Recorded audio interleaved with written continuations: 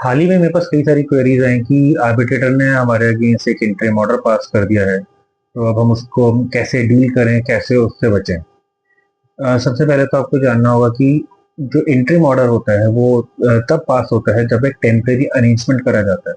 It's not a final order. तो generally हम court के अंदर जैसे डिक्रीज आती है, सिविल केसेस के अंदर डिक्रीज आती हैं, या फिर आपका जो आर्बिट्रेशन के अंदर अवार्ड्स आते हैं। तो इन दोनों ही प्रोसीडिंग्स के अंदर अगर कोई टेम्पररी अरेंजमेंट करा जाता है जो एक तरह से फाइनल ऑर्डर से पहले एक लोगों पार्टीज के इंटरेस्ट को सिक्योर करने के लिए करा जाता है, तो उसको हम कहते हैं इंटरिम ऑर्डर।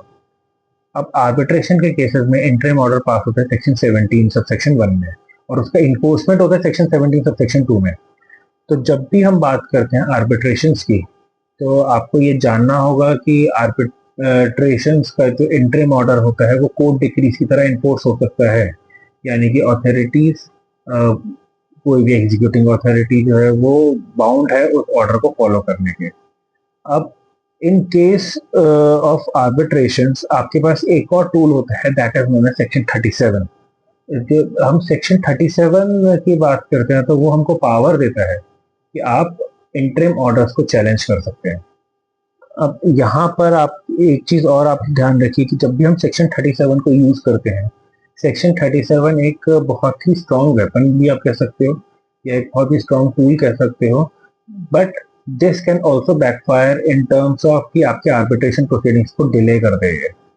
अब जहां पर भी आपके आर्बिट्रेशन प्रोसीडिंग्स डिले होंगी, तो चाहे क्लेमेंट हो या रिस्पोंडेंट हो, दोनों केसेस के अंदर आपका जो है प्रोसीडिंग डिले होंगी।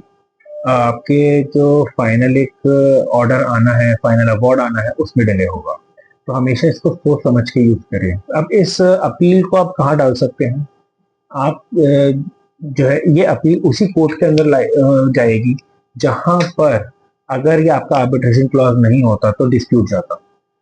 तो या फिर उसी कोर्ट के पास जिस कोर्ट के पास ऑर्डिनरी उस आर्बिट्रेशन को देखने की पावर है, तो ये कहीं और नहीं जाती, कोर्ट के अंदर जाती है, उसी कोर्ट के अंदर जाएगी। जनरली आर्बिट्रेशन कमर्शियल मैटर्स के अंदर होते हैं, तो कमर्शियल कोर्ट के अंदर ही ये जाएगा, उस पर्टिकुलर कोर्ट में जहां पर ऑर्डिनरीली ये केस जो है जाता अगर ये आर्बिट्रेशन क्लॉज नहीं होता।